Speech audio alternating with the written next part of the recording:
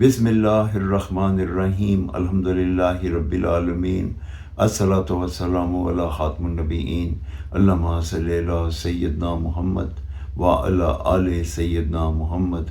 السلام علیکم ورحمۃ اللہ وبرکاتہ۔ میری آج کی حدیث سنن ابو داؤد 4793 نمبر۔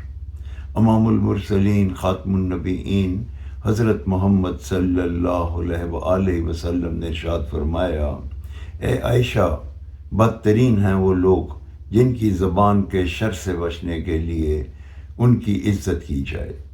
اس حدیث مبارکہ میں ہمیں نبی پاک صلی اللہ علیہ وآلہ وسلم نے یہ بتا دیا کہ بد تہذیب، بد اخلاق اور بد زبان لوگوں کی اگر عزت اس لیے کی جائے کہ کہیں وہ ہمارے سے بد اخلاقی سے پیش نہ آئیں، ان کی بد زبانی کے شر سے بچنے کے لیے ان کی عزت کی جائے، تو وہ بدترین لوگ ہیں۔